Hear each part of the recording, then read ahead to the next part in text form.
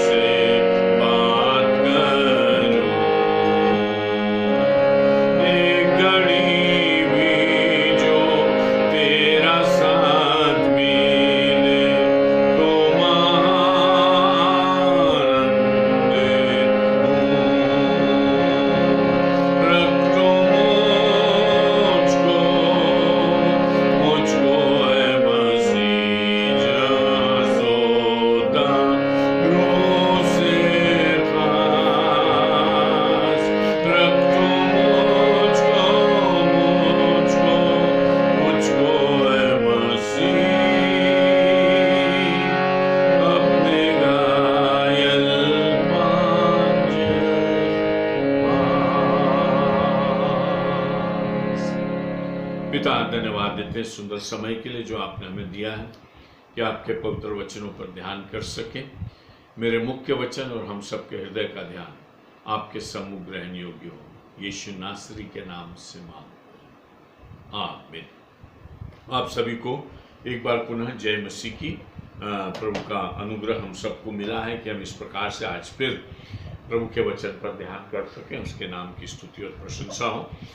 हम लोग इजराइलियों की यात्रा कथा पर अध्ययन कर रहे हैं और ये देख रहे हैं कि किस प्रकार से मिस्र से निकलकर कनान के लिए ये लोग जाते हैं और विभिन्न प्रकार की परिस्थितियों से गुजरते हुए अंततः कनान में पहुंचते हैं। बहुत सारे हालात के लिए ये खुद जिम्मेदार होते हैं। परमेश्वर इनके लिए सीधा मार्ग निकालता है, लेकिन अपने जीवन को स्वयं कॉम्प्लिकेट करते हैं।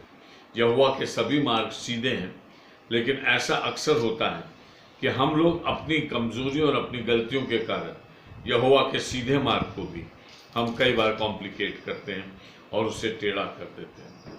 हमने अभी तक देखा कि किस प्रकार से ये जब सीनै पर्वत से 10 आज्ञा पाकर आगे गए और सीन नाम जंगल में थे, तभी से परमेश्वर ने कहा जाओ भेद ले लो। ये डर गए, इन्होंने कहा हम पार नहीं जाएंगे। परमेश्वर ने कहा ठीक है, इसकी सज़ा तुम्हारी ये है कि 40 साल तक तुम जंगल में भटकते रहोगे।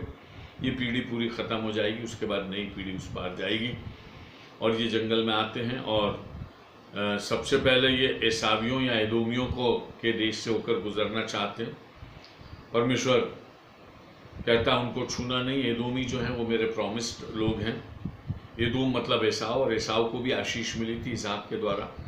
याकूब को ज़्यादा मिली थी, एसाव को कम मिली थी, लेकिन परमेश्वर की मंशा बिल्कुल नहीं थी कि वो एदोमियों को टच करे। इसलिए एदोमियों ने जब उन्हें अपने देश से जाने नहीं दिया तो ये बड़ी कूलली इसको एक्सेप्ट किया गया। वो पास से निकल कर चले गए, होर पर्वत के पास से निकले। होर पर्वत के निकट हारून की मृत्यु हो गई और उसके बाद वे कनानियों के एक समूह से लड़ते हैं और कनानी उन पर ज़बरदस्ती कब्जा करके उनमें से कुछ लोगों को गुलाम बना लेते हैं। तब ये लोग यहोवा से मन्नत मांगते हैं कि अगर तो हमें ये देश दे देगा तो हम इनमें से हर एक को नाश करेंगे।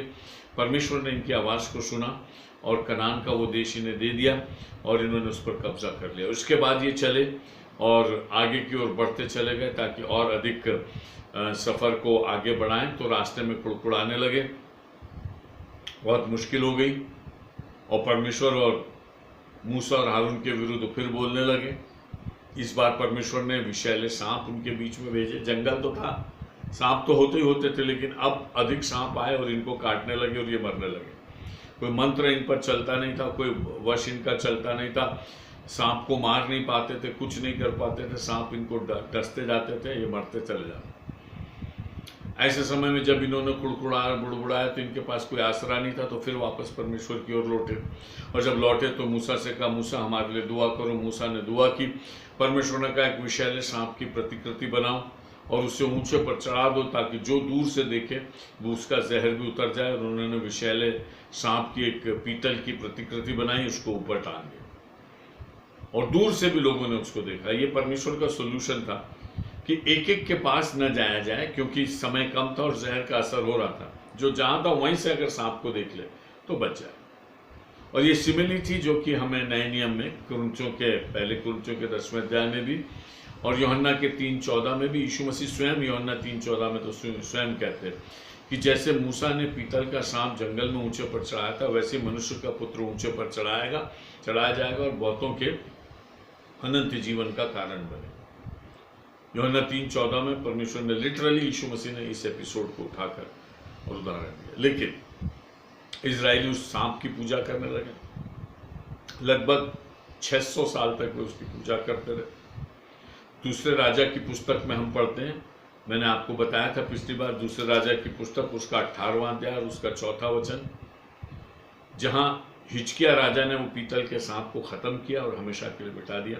उसके बाद से फिर वो पीतल के सांप के सामने धूप नहीं जलाते। लगभग 600 साल तक वे उसको अपनी मूर्ति, अपनी प्रतिमा की तरह रखते रहे। देखिए, परमेश्वर साधन देता। सांप की उपयोगिता केवल उनकी चंगाई तक। सांप को उस ऊंचे से उतारने के बाद, सबके चंगे हो जाने के बाद सांप को हटा दिया जाना था, उसको गायब कर देना, उसको अलग रख देना कि वो लोगों के सामने फिर कभी ना आए। लेकिन लोगों ने ये फ्रीडम लिया कि मूसा के उस सांप को उन्होंने संभाल के रखा और 600 साल तक संभाला। कैसे निराकार को आकार में बदलते और कैसे हम किसी किसी साधन को अपने लिए मूर्ति बनाकर अपने सामने खड़ा कर लेते, ये भी एक बड़ी समस्या है। क्योंकि साकार की ओर हमारा रुझान सदा बना रहता। मनुष्य पापी कमजोर है, निराकार की ओर ध्यान लगाना उसको कठिन है, इसलिए उसको कैसे न कैसे साकार करता। बहरहाल वहां से चले आगे और परमेश्वर ने उनसे कहा, जिन लोगों को मैंने सपोर्ट किया, अम्मोनी, मोआबी, एसावी, ये लोग सब इस साइड के लोग थे। इस साइड का मतलब जो परमेश्वर की पीढ़ियों से निकले हुए थे, बने हुए लोग। जितने उस इलाके में बैठे थे, जितने अरबी लोग थे, सब इस्माइल के द्वारा पैदा हुए थे। लूत के 2 बेटे मोआब और अम्मोन के बच्चे थे वहां पर जो सेटल हो गए थे। सेईर पहाड़ी देश में एसाव जाकर बस गया था। ये सेटल लोग, इन लोगों को परमेश्वर ने बड़े बड़े राजाओं को हटा के सेटल किया था। सुनिए, बहुत महत्वपूर्ण बात, ये अपने आप से सेटल नहीं हुए, खुदा ने इनको सेटल किया था, क्योंकि परमेश्वर की आशीष है। अब जब यात्रा आगे बढ़ती है तो परमेश्वर कहता है, जिनको मैंने सेटल किया उनको उखाड़ने की कोशिश मत कर। भले वो तुम्हें अपने देश में से ना जाने दे, कोई बात, लेकिन तुम्हारे भाई, उनसे तुम किसी भी प्रकार का विरोध ना करना, लेकिन तुम आगे बढ़ते चले जाना और अपनी मंजिल को प्राप्त कर लेना। ये उनका पर्पस था, बिना किसी व्यवधान के। लेकिन इस पार जो एमोरी थे, जो मिद्यानी थे, ये सब कनान के मतलब ऑफस्प्रिंग्स थे, कनान से निकले हुए लोग। और ये यर्दन के इस पार भी कनान का एक एक्सटेंशन टाइप का था। कनान में 7 राजा थे, एक राजा नहीं था। कनान एक बहुत सारे छोटे छोटे राज्यों का समूह था। और ये कनानी मूल के लोग कुछ इस तरफ भी थे नदी के। और परमेश्वर ने कहा, मैं कनान देश पर तुम्हें कब्जा दूंगा, तो इस तरफ के लोगों पर भी परमेश्वर ने कब्जा दिया। और 2.5 गोत्र जो है वो इसी तरफ रहे। रूबेन और गाद और मनश्शे का आधा गोत्र तो कहने लगे, हमको तो इतनी जमीन यहीं पर मिल गई, इतने अच्छे नगर हैं, संगठित नगर हैं, बहुत खूबसूरत नगर हैं, रहने योग्य, हम तो यहाँ रहना चाहेंगे। तो उन्होंने एग्रीमेंट किया कि ठीक है, पूरा कब्जा जब तक नहीं होता तब तक पुरुष साथ जाएं, उसके बाद आके वे इन नगरों में सेटल हो जाओ, यहाँ रहने। ये पूरी स्टोरी थी। आज हम देखेंगे सीहोन और ओग राजाओं की पराजय। 2 राजा थे जो कनानी मूल के थे, और इनको परमेश्वर कैसे इजराइलियों के सामने से मिटाता है, और कैसे परमेश्वर ने उनको इनके वश में कर दिया। इनको हम 2 स्थलों पर देखते हैं, गिनती 21 में भी देखते हैं, 21 से आगे, और उसी प्रकार से हम देखते हैं व्यवस्था विवरण उसके दूसरे अध्याय के 26 वचन से आगे। व्यवस्था विवरण के दूसरे अध्याय के 26 वचन से हम इसको देखेंगे, क्योंकि गिनती में तो ज्ञानियों की भविष्यवाणियां लिखी हुई हैं कि किस प्रकार से वे उसको कब्जा करते हैं, लेकिन नरेटिव जो मूसा देता है उसमें से बहुत सारी चीजें हमें सीखने को मिलती है। इसलिए एक ही घटना है जो गिनतियों में भी मिलती है और व्यवस्था विवरण में भी मिलती है। व्यवस्था विवरण के दूसरे अध्याय के 26 वचन से आगे चलेंगे। अतः मैंने कदोमोत नाम जंगल से हेशबोन के राजा सीहोन के पास मेल किए बातें कहने को दूत भेजे। अब मूसा बता रहे हैं ना मैंने क्या किया। मूसा की डायरी है, व्यवस्था विवरण जो है वो मूसा की डायरी।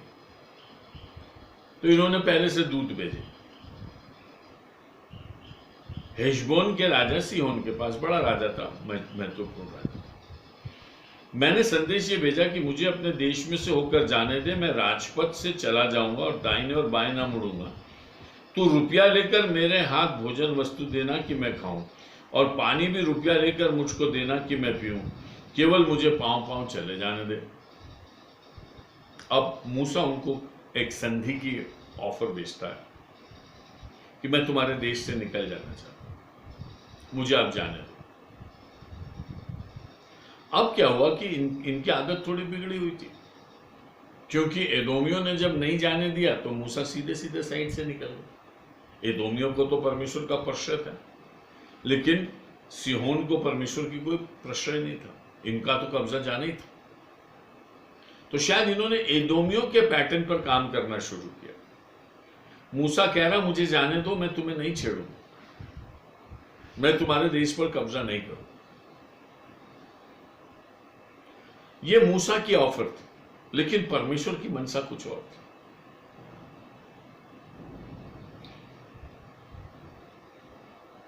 परमेश्वर उसको नाश करना चाहता, मूसा उनसे ट्रीटी करना चाहता। देखिए, मूसा का पर्पस उसके सोच में संधि करके निकलने का, परमेश्वर का पर्पस उसकी योजना इस देश को मिटाने का और इस पर कब्जा लेने का। एक बहुत अजीब चीज देखते हैं कि परमेश्वर की योजना के सामने मूसा अपने प्रपोजल रखता, लेकिन कहा जाता है God man proposes God disposes. मनुष्य कुछ रखता लेकिन परमेश्वर कहता है नहीं, ये ठीक नहीं। बहुत बारीक बात है, समझ। हम अपनी समझ से बहुत सारी चीजों के लिए हम प्रपोज करते हैं, ऐसा होना चाहिए, ऐसा होना चाहिए, और उसमें उस प्रपोजल में मेल मिलाप भी होता, प्रेम भी होता, सब दिखाई देता, भाईचारा भी दिखता, ह्यूमैनिटेरियनिज्म भी दिखता है। मूसा का सजेशन परमेश्वर को एक्सेप्टेबल हो ये जरूरी नहीं। आज इस दुनिया में मनुष्य अपने सोच से बहुत से मध्य मार्ग निकाल रहा है कि कैसे भी सब मिलकर रह लें, दुनिया अच्छी बन जाए। बहुत सारे प्रपोजल्स हमारे पास है, लेकिन क्या परमेश्वर उनको अप्रूव करता है? क्योंकि परमेश्वर ने तो अंत तक के निर्णय लिख दिए ना अपनी किताब में। अब वो किताब से निर्णय बदलेगा तो नहीं, लेकिन निर्णय जानते हुए भी अगर हम अपने प्रपोजल रखते तो कोई बात नहीं, लेकिन परमेश्वर उसको सफल नहीं होगा।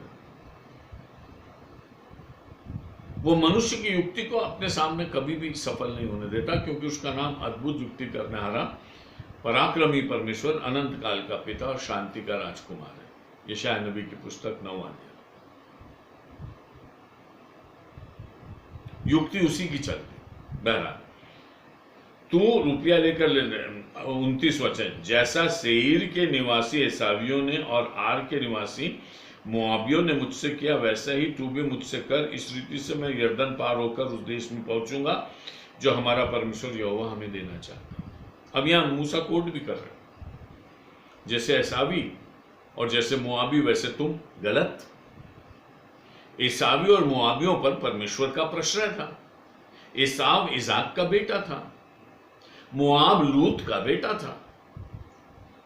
इन दोनों को परमेश्वर ने प्रश्रय देकर निकाल रखा था, अलग रखा। मूसा कह रहा उस लीक पर तू भी चल, मुझे जाने दे। देखिए, एदोमियों ने उसे जाने नहीं दिया। शायद ये मूसा बताना मांग रहा था कि हमने उनको नाश कहां किया, हमने उनको नाश नहीं किया। हालांकि उन्होंने हमें जाने नहीं दिया, लेकिन हमने उनको, तो अब तुम जाने दो, तुमको नाश नहीं करे। शायद इस तरह का कोई प्ली वो उनके सामने रखा। देखिए उत्तर 30 वचन, परंतु हेशबोन के राजा सिहोन ने हमको अपने देश में से होकर चलने न दिया। सिहोन ने कहा नहीं, तुम ले जाओगे, जैसा एदोम ने किया वैसे मैं भी करता हूं, नो परमिशन, आप मेरे देश में से नहीं जा सकते। क्यों हुआ ये? क्योंकि तुम्हारे परमेश्वर यहोवा ने उसका चित्त कठोर और उसका मन हठीला कर दिया था, इसलिए कि उसको तुम्हारे हाथ में कर दे, जैसा कि आज प्रकट। उसको कठोर किसने किया? उसको किसने ये बोला कि तू परमिशन मत देना? वो कठोर हो गया, उसने कहा नहीं जाने दो। ये परमेश्वर की ओर से। फिरौन को 10 विपत्ति क्यों पड़ी? क्योंकि परमेश्वर खुद कह रहा था मैं इसके मन को कठोर करूंगा और मैं इसको दंड दे देकर एक उदाहरण बनाकर मैं यहां से निकलूं।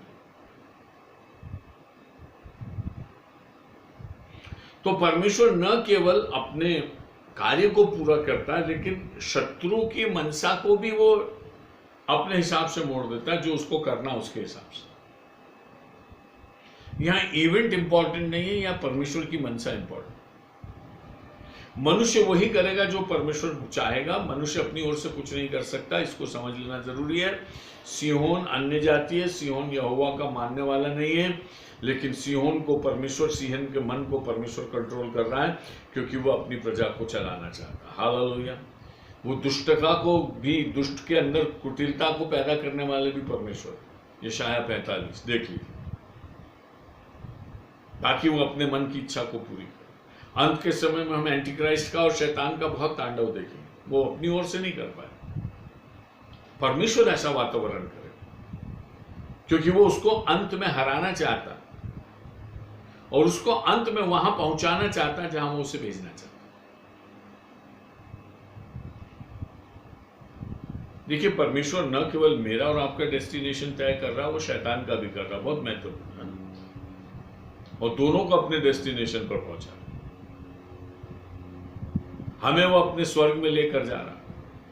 और अगर हम दुख उठाते तो हम धन्य हो जाते हैं। और शहीद लोग तो परमेश्वर के सामने विशेष अनुग्रह को प्राप्त करें।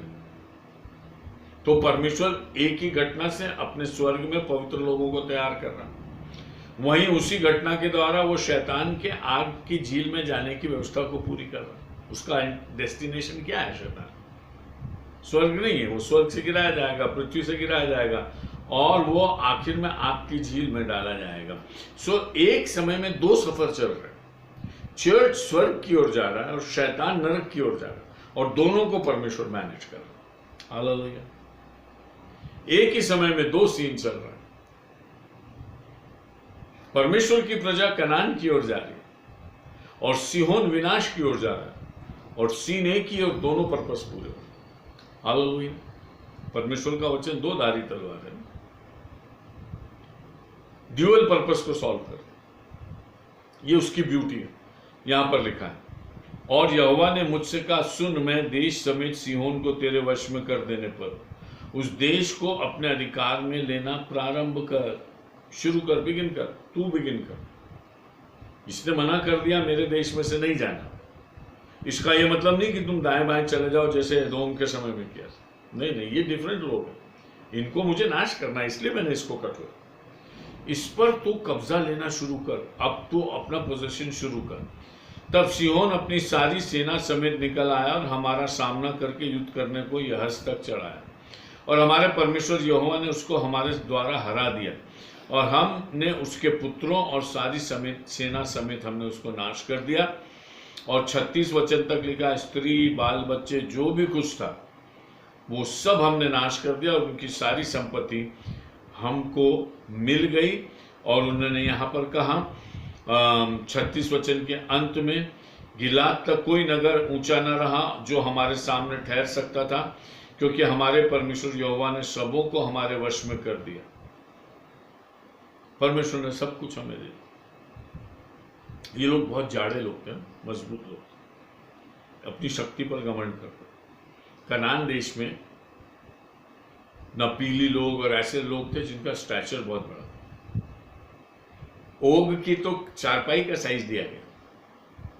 ओग जो हारा है, राजा ओग, 3 अध्याय का 11वां वचन, उसके अंदर ओग की चारपाई का साइज दिया गया।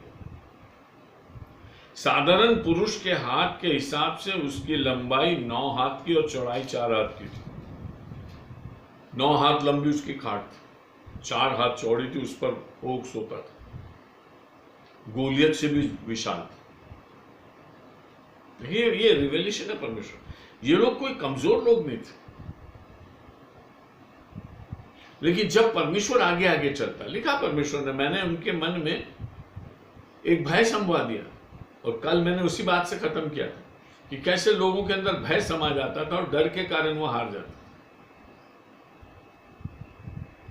विजय शस्त्रों से नहीं मिलती, विजय शरीर की बनावट से नहीं मिलती, विजय साहस से मिलती। और जब मनुष्य के अंदर भय बैठ जाए और वो साहस ना कर सके, तो वो किसी भी युद्ध को विजय नहीं प्राप्त कर सकता, भले उसके शस्त्र कितने ही बलवंत। माइंड यू, दुनिया में परमेश्वर जब अपनी स्ट्रैटेजी बनाता, आज की दुनिया में हर देश दूसरे देश के खिलाफ खड़ा, किसमें परमेश्वर का भय होगा और किसमें नहीं होगा, ये जीत को तय कर। आज कम से कम दुनिया में 6-7 फॉर्मेशंस ऐसे हैं जहाँ यहाँ बिल्कुल युद्ध की स्थिति है। कई जगह तो शुरू भी हो गया, आर्मीनिया, अजरबैजान, चीन का युद्ध लगभग किनारे पर है। लोग कह रहे हैं कि शायद ये हो जाएगा। इस्लामिक कंट्रीज में आपस में लड़ाइयाँ बहुत चल रही हैं, लोग रेफ्यूजी की तरह भाग रहे हैं। यीशु ने कहा था अंत में तुम लड़ाइयों और लड़ाइयों की चर्चा सुनो। Talk of the world is Wars. ऐसे समय में अगर जीतेगा कौन? क्योंकि सेनाओं का यहोवा तो युद्ध का शूरवीर है। दुनिया की कोई भी लड़ाई सेनाओं के यहोवा के बगैर न लड़ी जा सकती, न जीती जा सकती और न हारी जा सकती आज भी।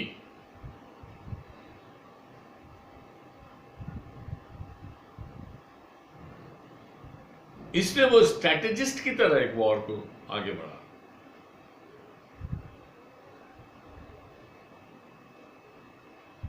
और वो दुष्ट को दुष्ट के हाथ से ही नाश कर देता है। वॉर क्यों है? और धर्मी को बिल्कुल मना किया हथियार उठाना, क्योंकि परमेश्वर कह रहा है मैं दुष्ट को दुष्टता से नाश करूंगा। धर्मी को हाथ लगाने की जरूरत नहीं, हथियार भी नहीं उठाना। देखिए परमेश्वर के राज्य की खूबसूरती देखिए, उसके वैल्यूज ये हैं कि तू हत्या न करना, वो आज तक चल रहा, तू लड़ाई नहीं करना, आज तक चल। परमेश्वर कह रहा है दुनिया के दुष्ट आपस में मरेंगे ना, धर्मी को हाथ लगाने की जरूरत नहीं। इनको तो पोजेस करना ना, इनको लड़ना वड़ना कहाँ है? नहीं तो इतने शूरवीर लोग हैं, ये तो खड़े भी नहीं हो सकते थे।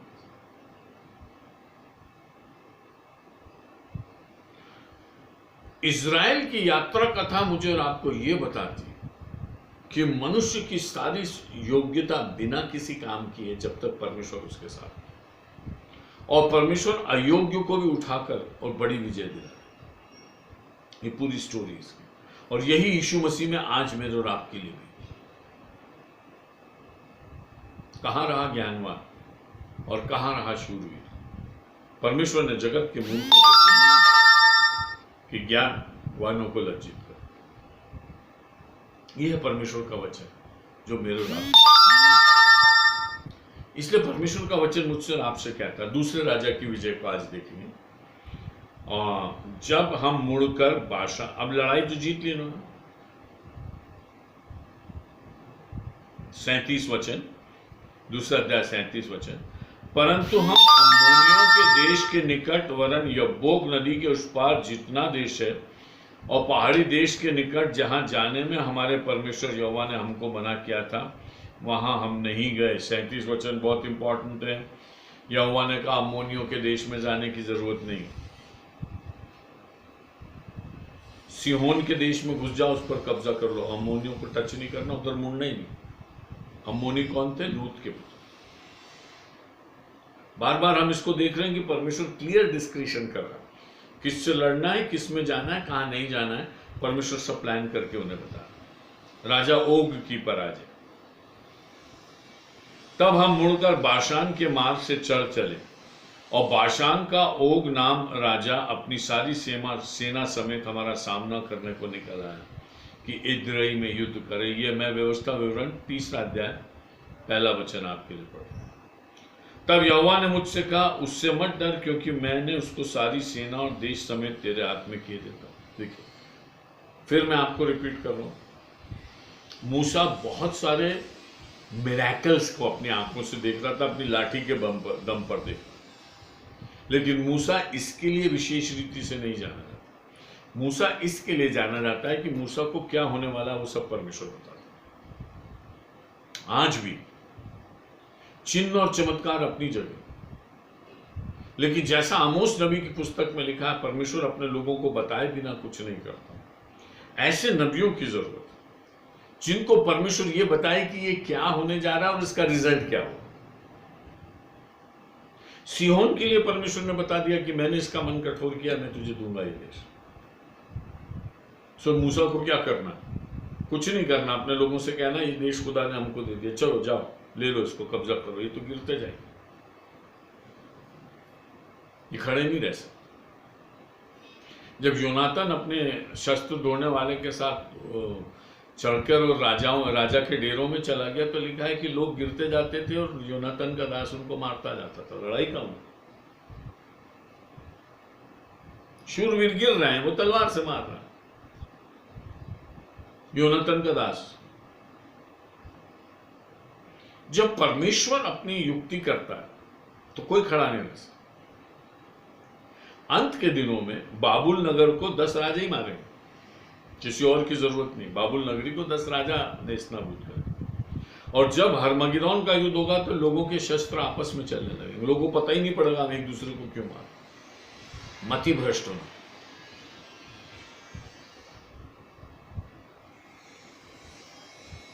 नहीं समझ पाते और अपने आप को नाश कर लेते। ये कुछ महत्वपूर्ण पॉइंट्स है जो मैं आपके सामने रख रहा हूं, जो बाइबल में लिखे हुए और आप देख सकते हैं।